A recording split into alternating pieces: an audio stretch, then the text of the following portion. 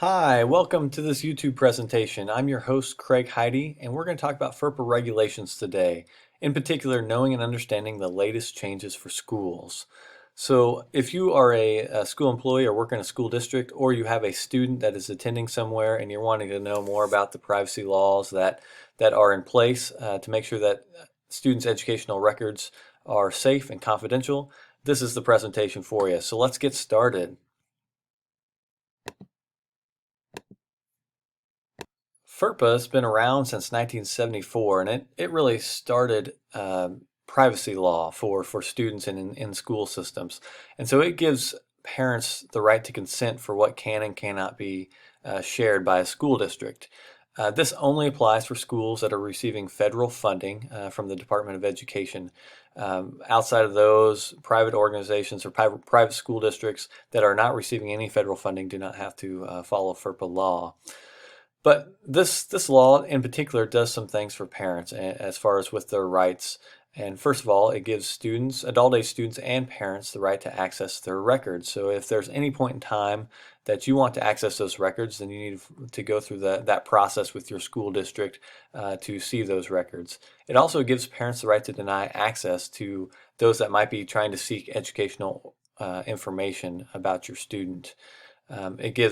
It also puts in place a formal process to file complaints, which goes to the Department of Education at the federal level, who will do a investigation on those complaints of FERPA violation.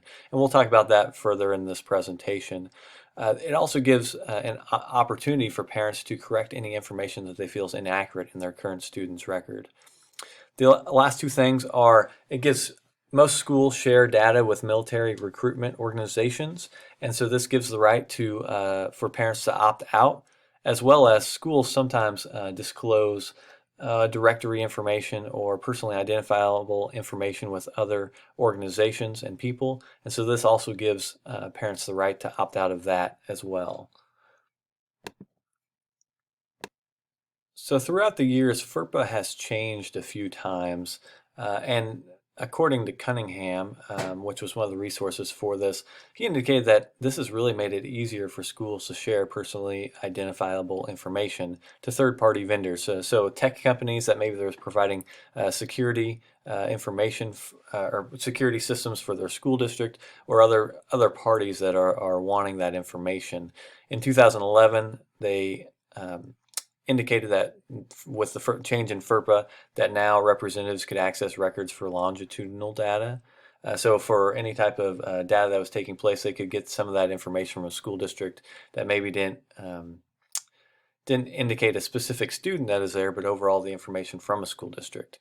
Also, there was a few acts that took place, the No Child Left Behind Act and the USA Patriot Act, which also changed FERPA laws a little bit.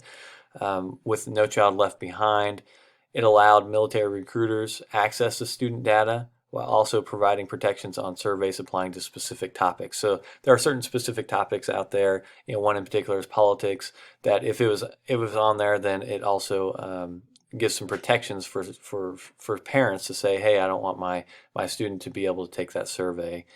The Patriot Act, this amendment allowed information to be shared with law enforcement and other entities without consent. So if there is an investigation going on or some type of act of violence, then school districts have the right to be able to share that educational record or personally identifiable information with law enforcement agencies or those investigators without parental consent.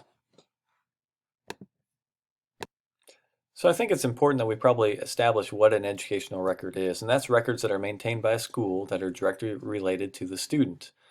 This also means that any third-party vendors that are holding information for the school district, this applies to them as well, that those would be educational records too for a student. And here are some examples below that you can read: grades, disciplinary logs, that might fall under what an educational record might be.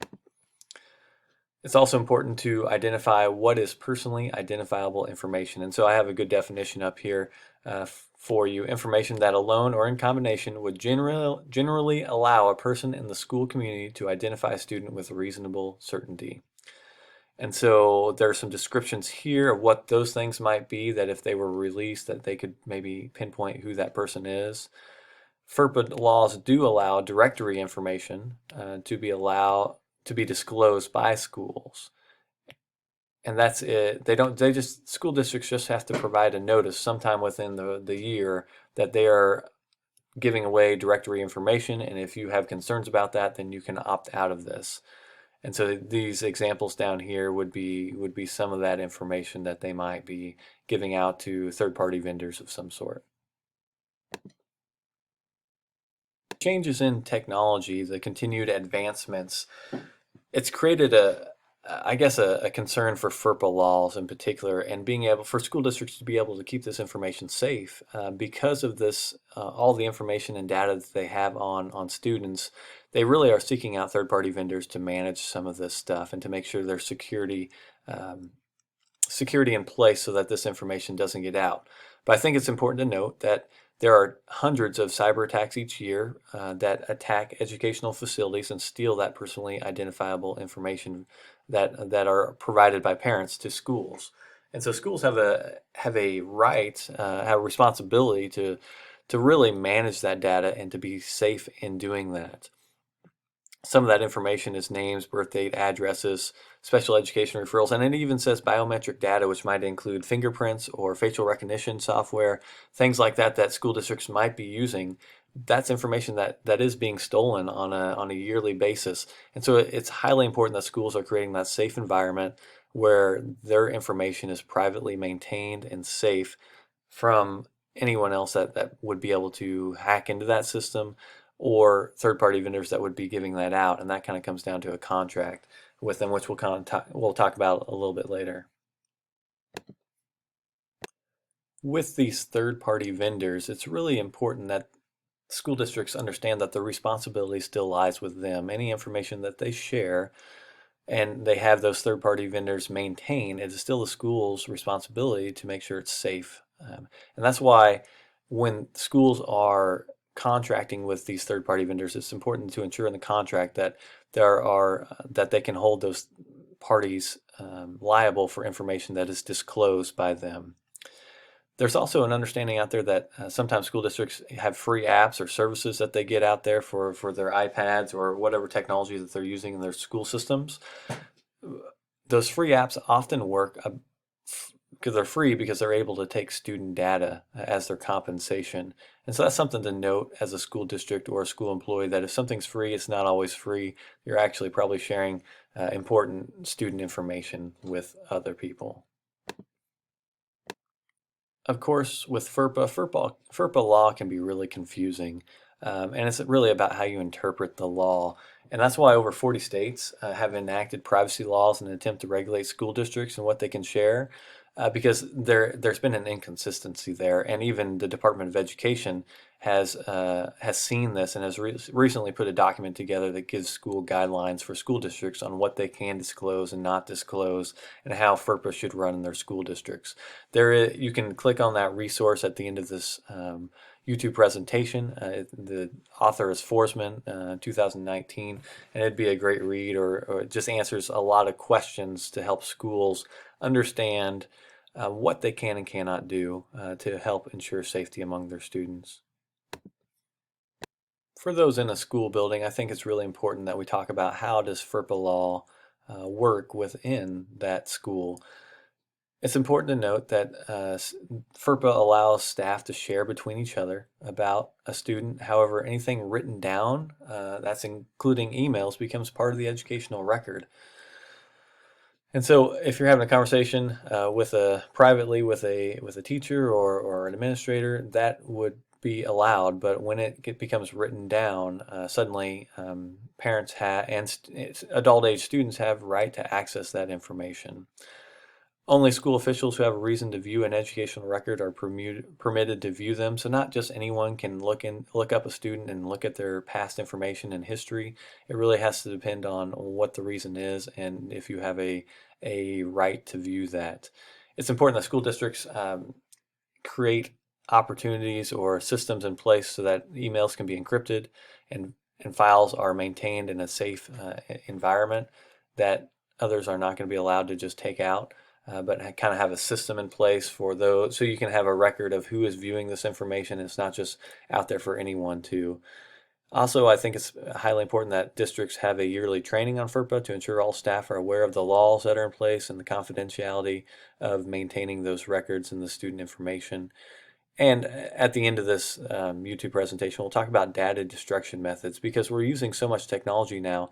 How do we get that off a computer, or what are the regulations that kind of ensure with FERPA about being able to get rid of files or files off of a computer so that we don't have that on there anymore and other people can't access that on that device later on.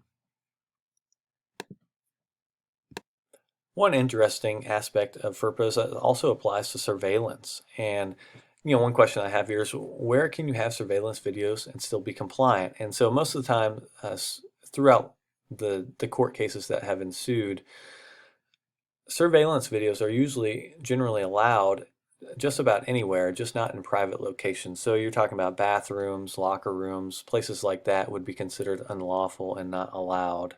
The other question that I have here is, are surveillance videos part of the educational record, and can it be released? And so if it is being maintained by the school for a disciplinary action, or it's focused on a specific student, or it contains personally identifiable information about a certain student, well then yes, it would be part of an educational record. However, it's important to note that the Open Records Law identifies videos and images as generally acceptable to disclose to media. So if we are holding some type of videos or images, then media can request and go through the process of getting that information, and that's perfectly allowable. Sharing with a law enforcement agency is an area that is important to note, that schools are prohibited from sharing videos to law enforcement agencies without written consent. Another area that is an interesting look is recordings in FERPA. Currently, in most states, there's a one-person consent, and that means if one person knows that they're recording a conversation, then that is okay. The other parties do not have to know that the recording is happening.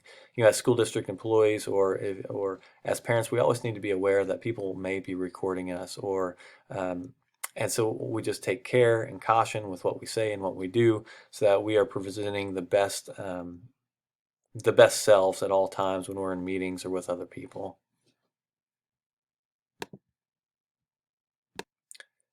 If there is a breach of confidentiality or a violation of FERPA laws, parents in particular need to I would suggest contacting your school district or principal first and trying to go through those channels, and then you can formally file a complaint with the U.S. Department of Education if those things aren't taken care of at the local level. As far as what would happen then, there would be a formal investigation by the Department of Education. Recently, there's been some changes with that. They were formally investigating everything. Now they are diminishing that because they realize that not every complaint needs to have a formal investigation. So they're going to look at those a little bit closer and decide which ones need further scrutiny before they move forward. FERPA laws have been around for 30 years, and it appears that they've never cut federal funding for any school district. However, if there are violations in place, they can end up doing that, but most of the time they're working with the school district on policies and procedures that would be best practice in their school district so that they can change that.